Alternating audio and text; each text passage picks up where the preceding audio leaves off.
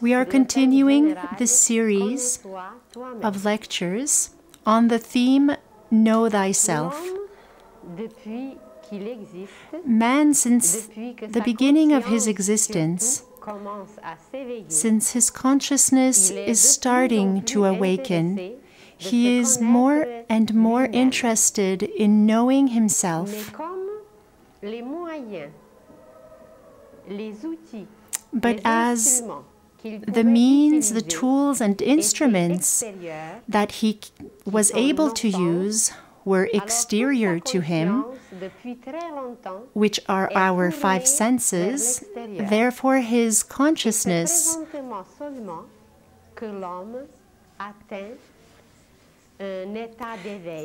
and so it is presently only that man is reaching a state of maturity and awakeness where he is ready to make researches as well as exteriorly as inwardly. Great philosophers, initiates, and masters and teachers have left us magical formulas, occult maxims that can help us, where even one phrase can be a whole program for a lifetime. But since man only used these exterior instruments, his five senses, therefore he didn't even suspect how many riches were hidden inside of him, what beauty was placed inside of himself. And presently we are starting to use consciously other senses, other instruments. And thanks to these new instruments and apparatus that have always been there but that were not in use, therefore man will be able to know himself inwardly, where everything lies, because we have already said that man is a universe. Everything that exists in the universe exists inside of us. In appearance, there is the outer and inner world, but the outer world is a mirror. There is nothing more outwardly, because this outer world reflects our inner world, and everything is found inside. Only our cameras, our telescopes, and most wonderful tools were not turned inwardly, but they have always been turned outwardly. We are passing presently through a very specific period. Imagine a child that is starting to go to school. Until 7 years old, his childhood was more at home, close to the parents, but at a certain time, as a child, they want to go out more, even if it's a snowstorm or cold outside. They want to go out, accomplish things for themselves. And humanity today is starting to enter in this special school. This school is called the Divine School. All those whose consciousness is awakened can enter this Divine School. Some will ask, where do we find this school? Where it surrounds us.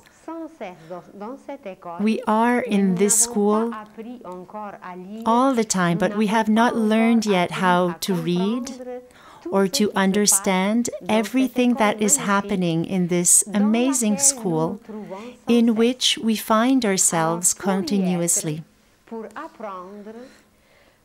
And so, to learn, to know, and to explore and research, there is a necessary condition. It is that the human being must have an awakened consciousness. First of all, what is consciousness? The word itself, consciousness, is composed of two parts. It is very easy to understand. There is the prefix con in Latin, but it is even more ancient than Latin. Con or com is the prefix that means with. And the second part is science. In French, we say conscience, conscious.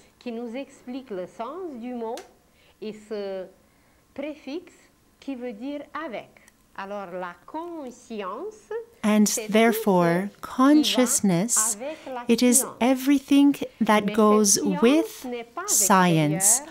But this science is not outward, it is inner.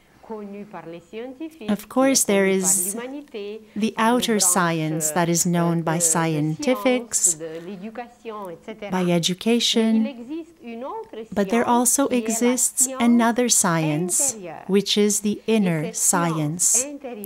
And this inner science is called consciousness, conscientiousness.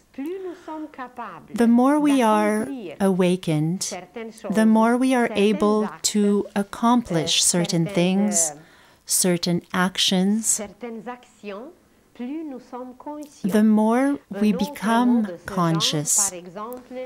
Another word in the same realm is knowledge. It is everything that goes with birth. In French, we say connaissance. With, con, naissance means birth.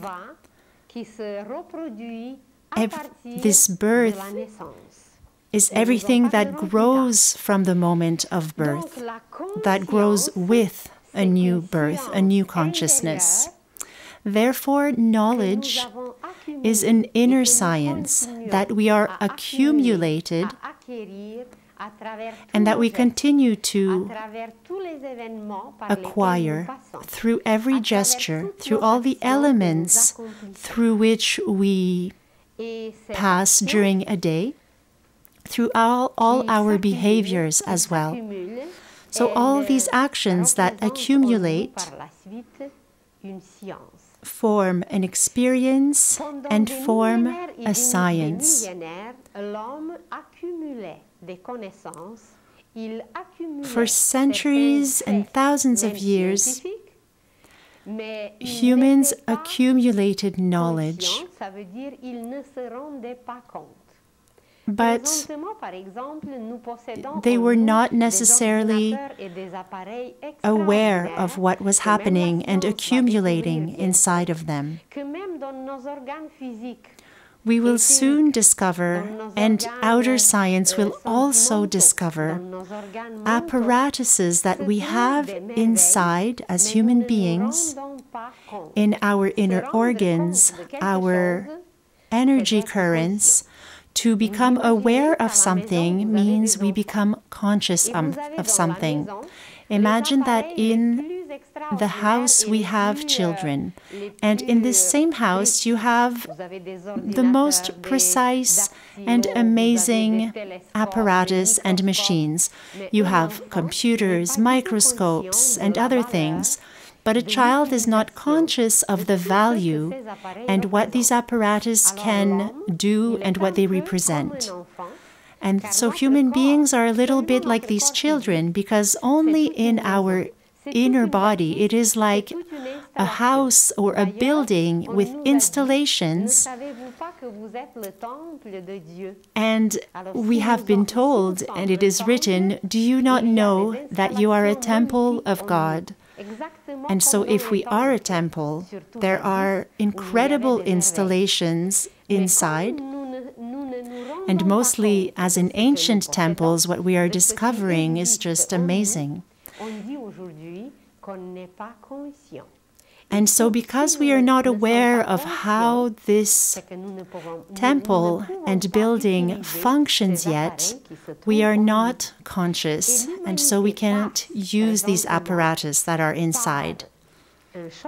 But humanity is going through changes and is going through the end of many eras in the same way that there is the end of a school year. And as one era finishes, another starts, and it will bring us an awakening of the consciousness. And therefore, all this science, this inner science that we have accumulated for thousands of years, this science will appear, and we will be able to become aware of it. We will be able to share and enter something completely different that we have never known up to now. And so consciousness is the accumulation of our own experiences, what we have acquired for lifetimes and lifetimes, but that have not come to our consciousness because we weren't very aware of what we were doing. If you ask a child, "What have you done yesterday or last month or a year ago?" they don't remember this much. And so on a cosmic level, as we are these children, perhaps we don't even know how to talk like little children. We are amusing ourselves, we are learning, we are discovering, but as children, they're not very aware and not necessarily imprinting these experiences in our consciousness.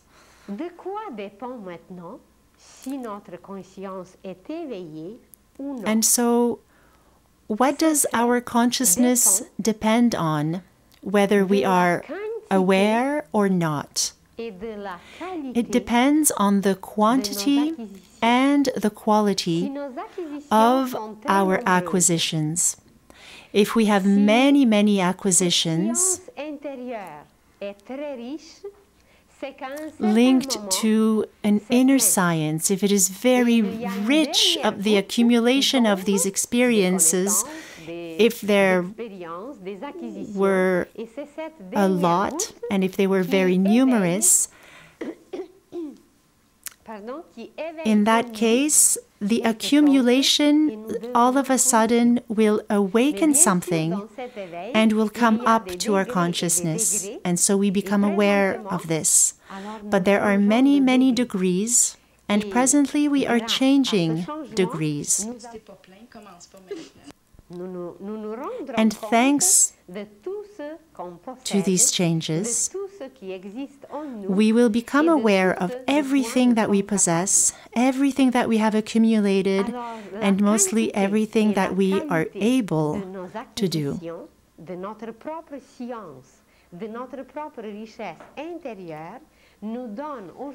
And so this quantity of all the past experiences gives us the possibility to discover ourselves, to know ourselves.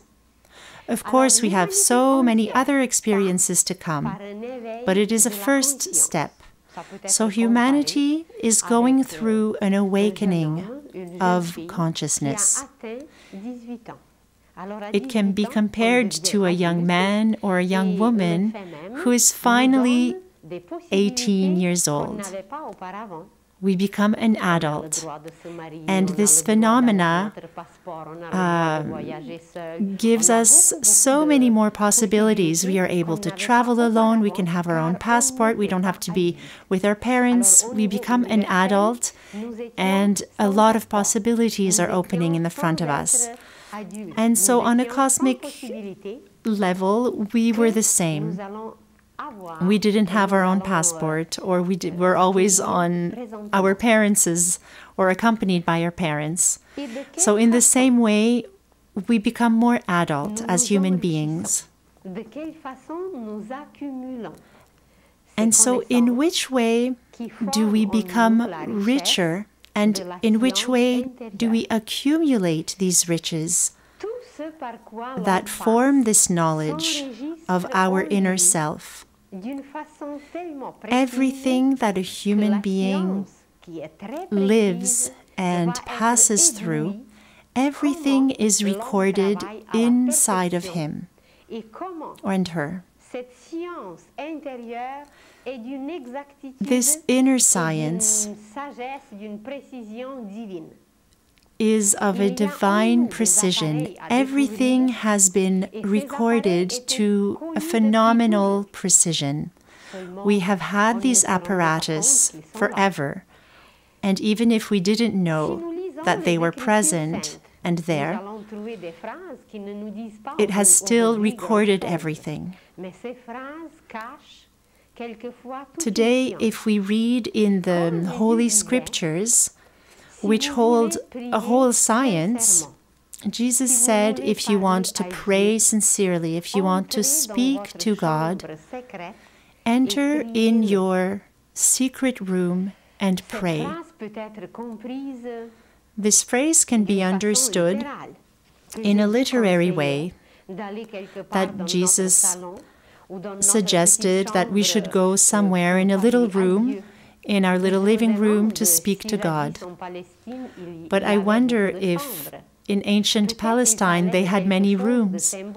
But maybe he spoke about something that is symbolic in images, and initiates know this secret room that is inside of us. This secret room is found in the left ventricle of our heart, and this secret room is very small. It has the size of one atom. If you consider the heart, there is one dot, which is the size of an atom. And this atom is called the permanent atom, or the germ atom, or the seed atom, and was called by the initiates the permanent atom. And there it permits us to record everything that is happening inside and outside of us. We can be conscious or unconscious of it, but it is still all recorded. From the very first breath to the very last one, everything is recorded in this secret room. And it is through these recordings, it is through these installations of this secret room that we can communicate with our soul, that we can communicate with God and address our prayers there. And so if Jesus sent us to this room, it is because he knew how this functions, how we can give a call and phone our soul or God. He knew what we could find there in this secret room. And we will speak again of this room. And it is not only during our lifetime that this room is important, but even after, when we go to other places, all these recordings that were taken have an amazing importance. So, therefore, for our consciousness to one day awaken, to be able to be conscious of everything that surrounds us, of the whole universe, it is this work that happens in our secret room. All these recordings and experiences, this is what matters for this coming of consciousness that we are going through.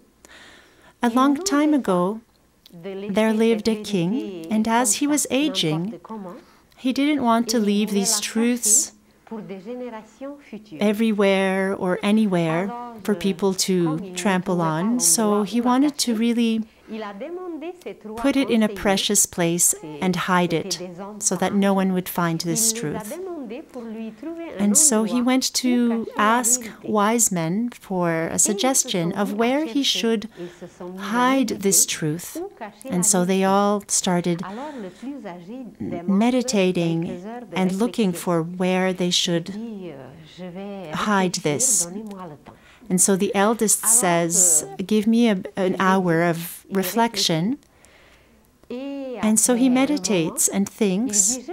After a moment, he says, I think it would be very good if we hid truth in the center of the earth. And although human beings may dig, they won't find it easily. But the youngest wise man said, I'm not sure this is a good place because humans will dig until they find it. But give me some moments and I will also reflect on this.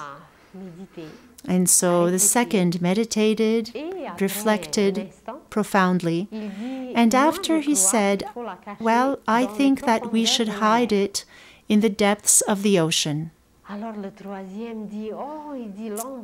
But the third wise man said, oh, I'm not sure because humans will also find ways to go to the depths of the ocean. But give me a bit of time, I will also reflect. And finally, he says, I think the best place would be the human heart. Man will go everywhere and dig and go high in space, but they will never go and think to look in their own heart.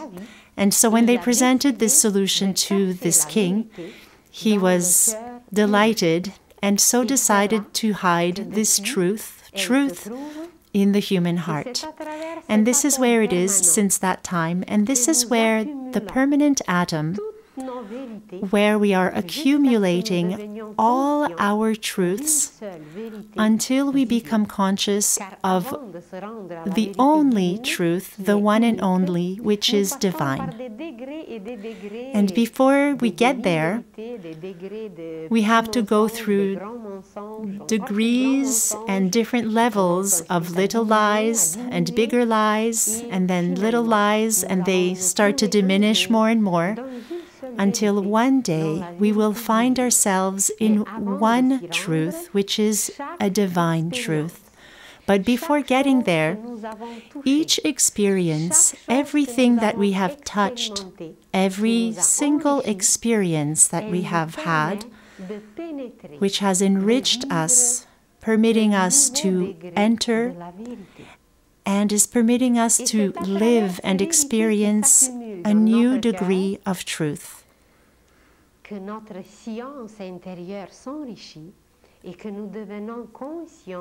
And so, with all these new degrees of truth, this is how we become more and more conscious of the universe, of the one who has created the universe, the one who is the author of everything that surrounds us. So imagine someone who has accumulated many truths and knowledges, that has learned and applied mostly this knowledge. Someone who possesses this inner wealth. Thanks to this wealth, as soon as this person will find themselves in the front of a new fact, in the front of a new experience,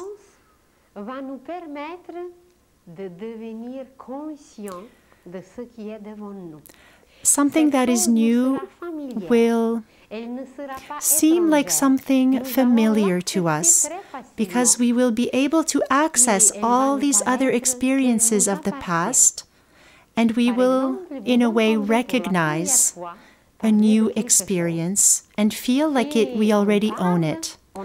Sometimes we hear someone talk about something new, And although it is new, we will accept it right away, very easily. This new idea will enrich us. It is a new situation, a new idea, something that presents itself. And as we reintegrate it, it feels like an inner joy.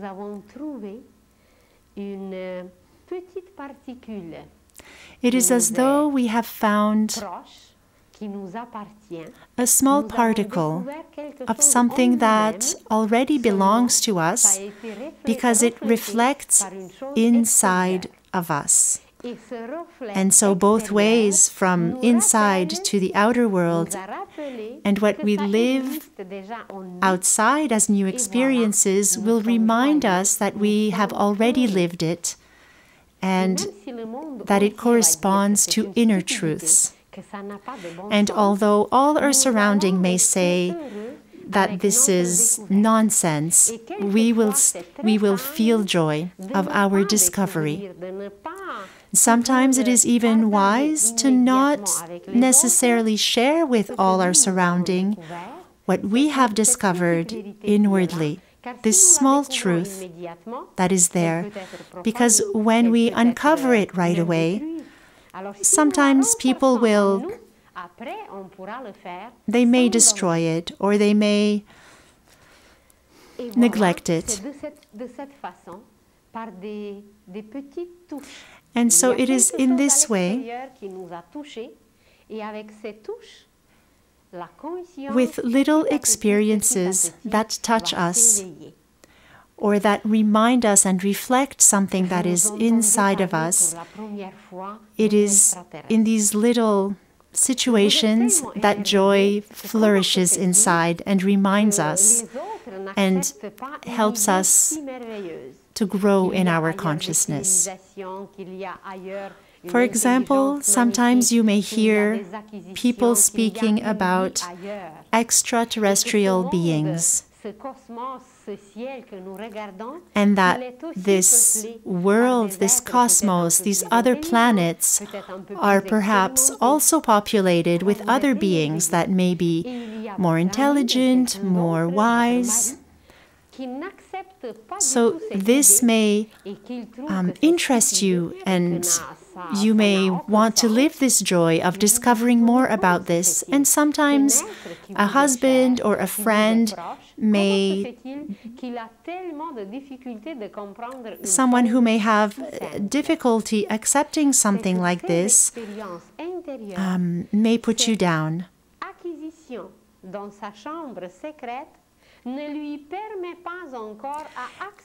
But this means that perhaps for this friend or relationship that is not accepting your new discovery, perhaps for this person they have not the accumulated past experiences which permits him or her to live this same joy and this same interest for new subjects or new areas of life or extraterrestrial beings, for example. So they don't have the same baggage that can permit both of you to rejoice on these same subjects.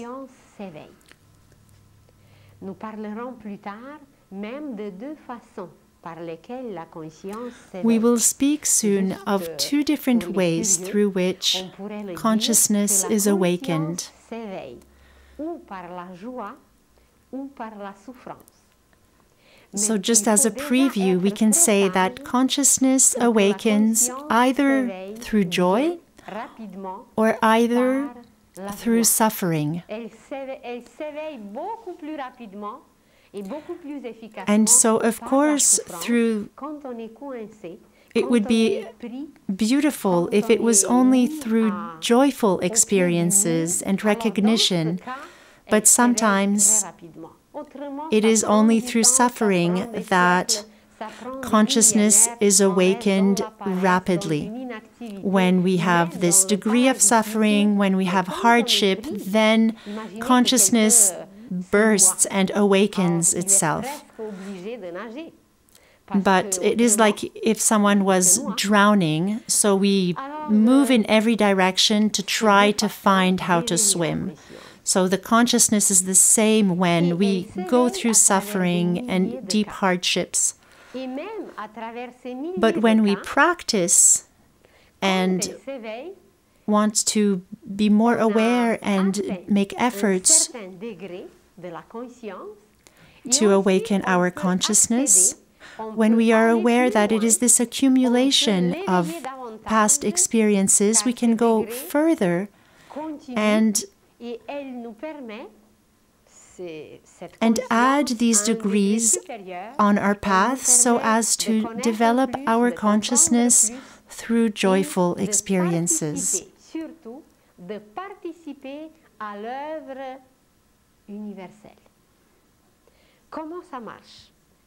In the universal masterpiece.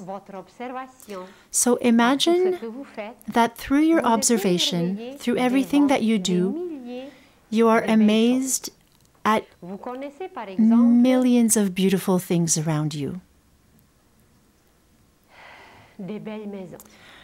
You may feel joy and love beautiful houses, for example. You know beautiful flowers. You are amazed. You can observe them. You may conserve them or press them. Perhaps you are amazed at beautiful paintings and maybe collect them. Some cultivators love to experiment and cultivate special seeds. Perhaps you love different materials and fabrics to touch. And so imagine how human consciousness goes through millions and millions of facts.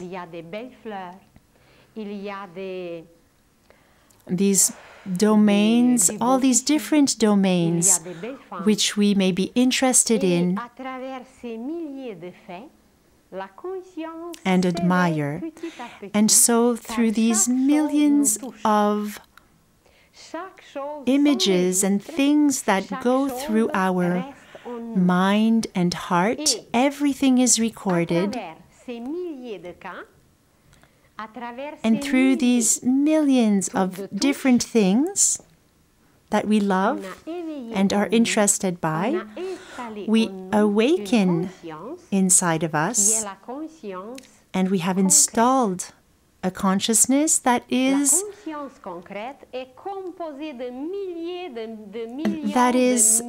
concrete.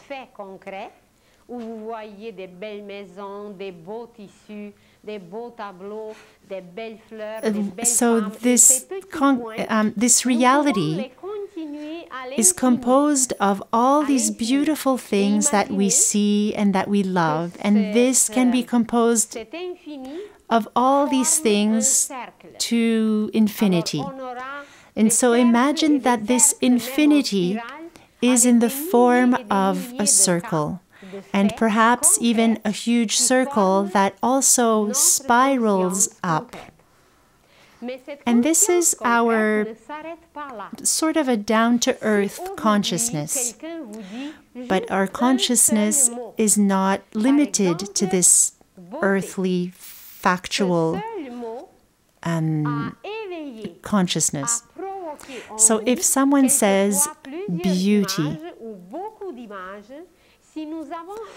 only this word will trigger in us everything that we are conscious of that is linked to beauty.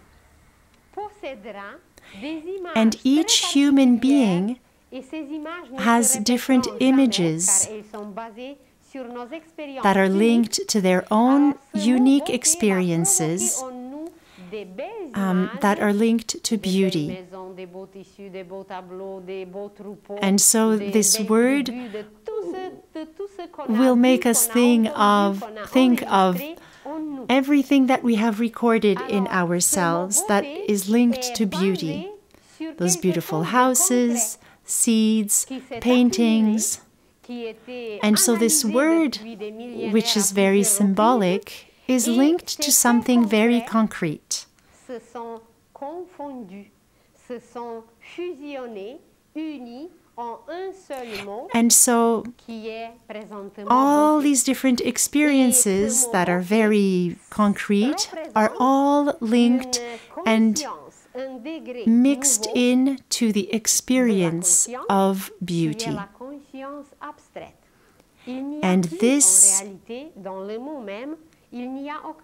then corresponds and is linked to an abstract consciousness as well. Because this abstract consciousness, as the word beauty, is abstract. If you hear the word freedom, absolute, reality, there are many words that represent a synthesis of what we have lived before. And the synthesis inside of us represents abstract consciousness. We don't have to explain to someone today what is freedom or imagine necessarily someone who is free from prison. Someone else may imagine a free decision that they may have taken.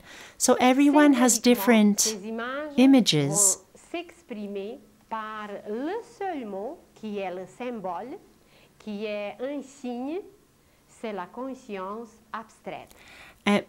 So all these images are expressed through what we call abstract consciousness.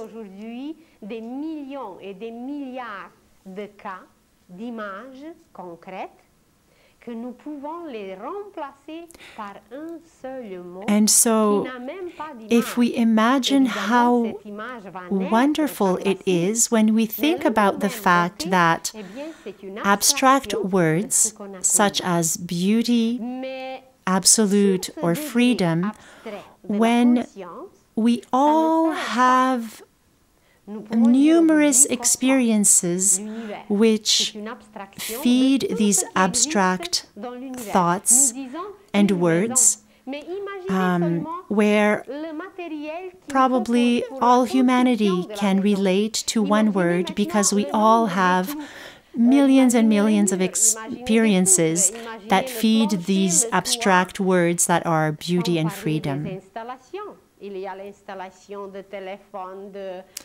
And so we have so many other experiences in common where our language and our consciousness can work together.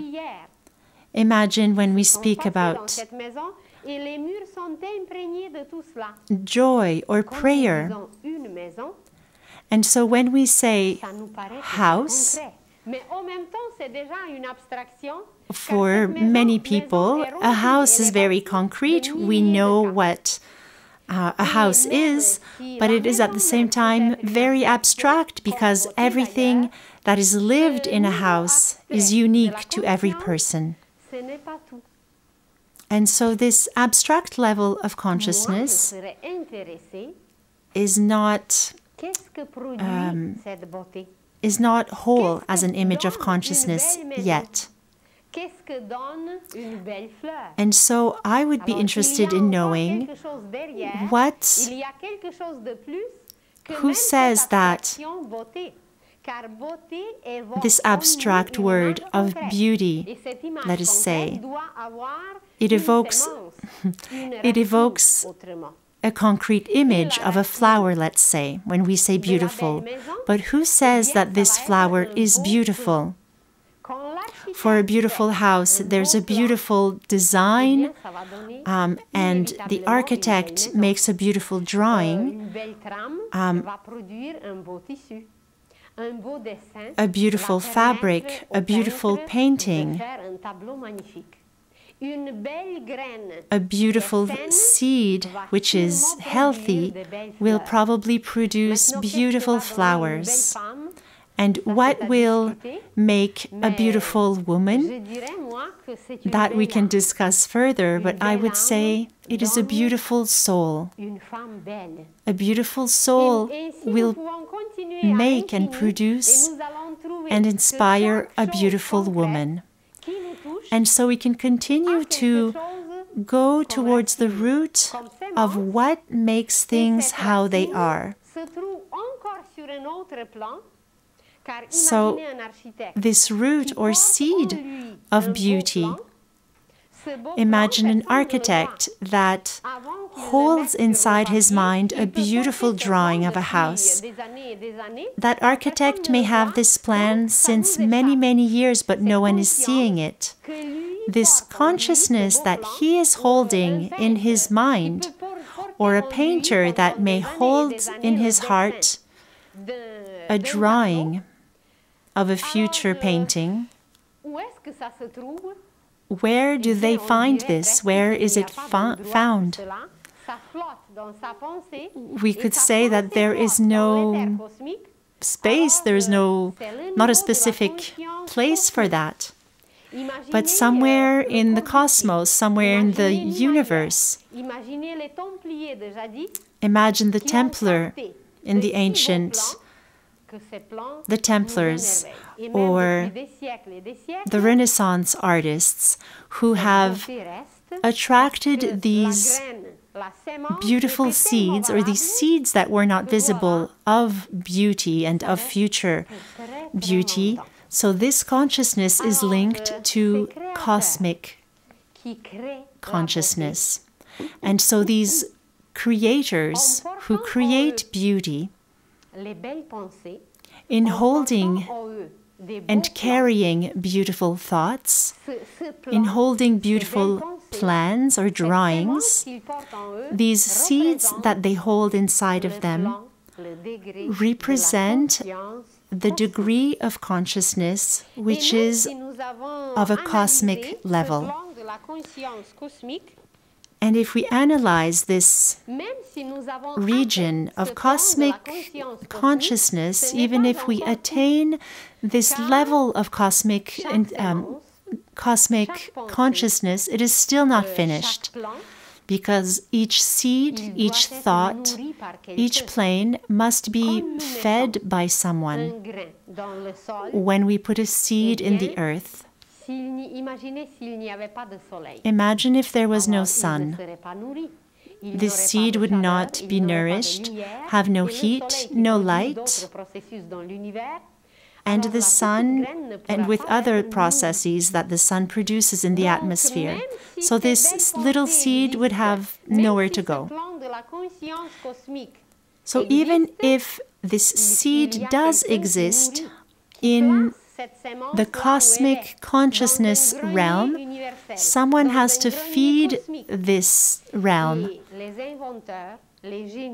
And so inventors, geniuses, saints of the earth, all those who have brought for humanity this beauty, have gone to this cosmic warehouse. But who is keeping this cosmic warehouse, keeping the right temperature, heating it? There is an eternal source that is a universal source that permits the maintenance, that permits life to continue and enables us to keep this wealth as a primary source that nourishes everything. And it is called in many traditions the primary source. Certain beings in the universe call it cosmic intelligence, or the creator, the father, the universal thinker. There are many, many words, and for us the most familiar word is God. We also say Creator or Lord. It is like the owner or the landlord of all the splendors and everything that exists in the universe, of this immense warehouse from which we can attract these beautiful seeds and that we will materialize later on. And so we have elevated ourselves from this lowest concrete consciousness to go to the abstract consciousness, followed by the cosmic consciousness, and then the universal consciousness. It is like a child discovering an orange, looking at it, how beautiful it is, discovering its source that looks like the sun, because it is like a little sun. And later on, one day, this child will discover that what feeds the orange comes from the primary source. And so this consciousness is above everything. And so we can come down through different levels of consciousness to come down to what is accessible to our five senses.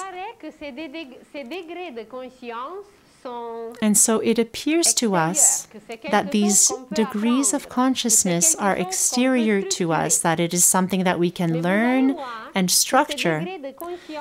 But you will see that these degrees of consciousness are found inside of us, and that these degrees of consciousness are linked very tightly to ourselves, to our systems, our being. And these degrees are not separated from ourselves.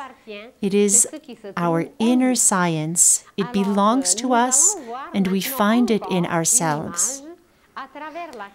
And so we will visit a new image through which we can understand that in reality, these degrees are not outward from us, but inside of us.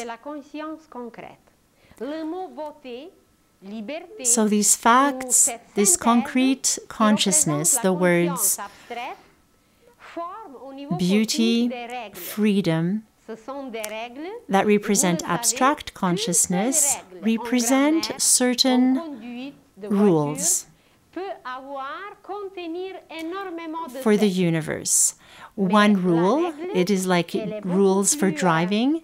They can contain many different facts. And so one rule can hold and be linked to many, many facts and different experiences. And so when we rise higher, when we find the source linked to the cosmic consciousness, we find laws. So above the rules, there are the laws.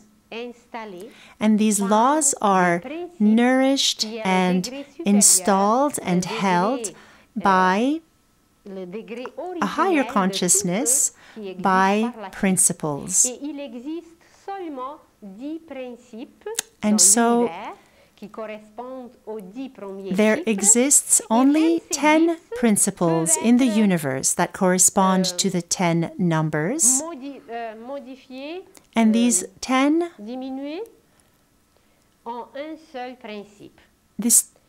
numbers can be condensed into one principle. So if we take two sheets, we have 1 and we have the 0.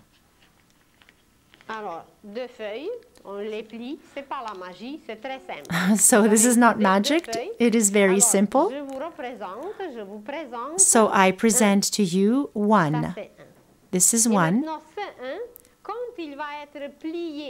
And so this one, when it is folded in different ways, it can form different numbers. So we can fold it completely, even roll it, and it will form the 0. So Hindus call 1 the manifested God. And they call 0, which is also 1, but that is closed. It is God non-manifested, which is like an egg. And so one day we will speak about the Holy Trinity. It is what is found in the egg. There is the yellow, the white, and the shell. The one is the 0 is God non-manifested, but when it is manifested, we have 1.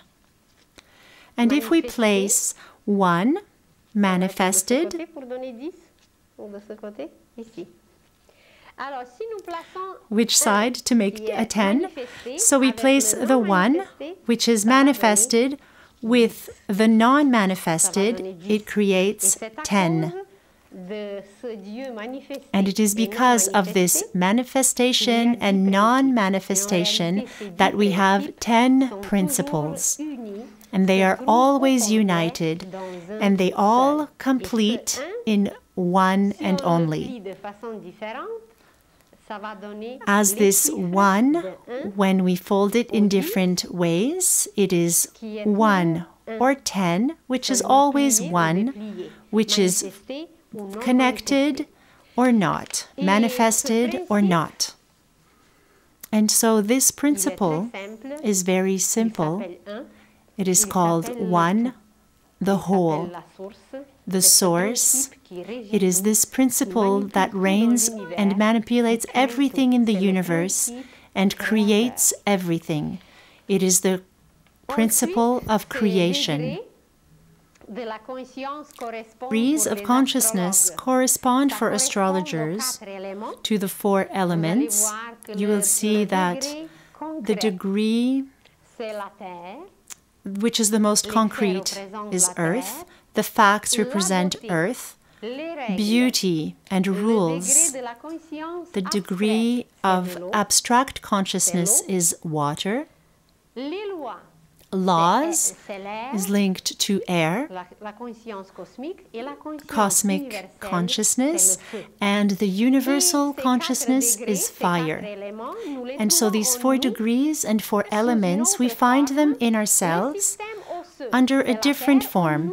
The bone system is the earth in us, facts on which we can count on. The regulatory system, the heart, it is linked to the heart and the blood, everything that flows. There are rules that are very strict to follow. Imagine if the heart skips a few beats. If it doesn't follow the rules, it will debalance and create a heart attack. And so this is at the level of abstract consciousness, which is represented by the element water. So the respiratory system corresponds to the laws, to air. Imagine if we stop breathing. Without water, we can survive a few days. Without eating, which is concrete, earth, we can even survive for weeks. But without water, a bit less. Without air, even less. Try not breathing for half an hour. And so laws are even more important. They correspond to the respiratory system. And now imagine living without heat. You may say, oh, for winter it's not hot, or in prisons it's very cold, but it is not the same heat. We are speaking here about inner heat. When our inner warmth leaves, then we die. So this sacred fire that we possess, it is impossible to live without these principles. It is linked to the consciousness, the universal consciousness, which is linked to the principles. And so you see how this level of principles is the most important in us. And I heard that some people have fasted without food for up to 72 days, but there is no instant that where we can live without this inner fire.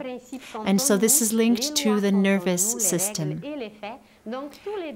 And so all these levels of consciousness are found inside of us.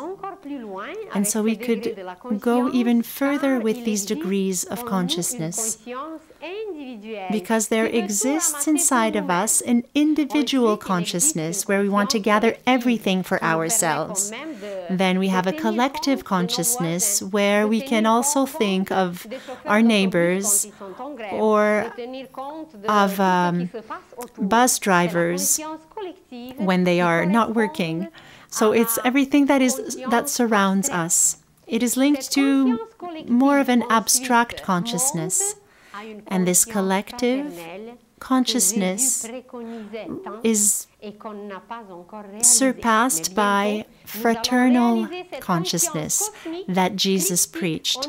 But soon we will realize this fraternal consciousness where we consider each other as brothers and sisters.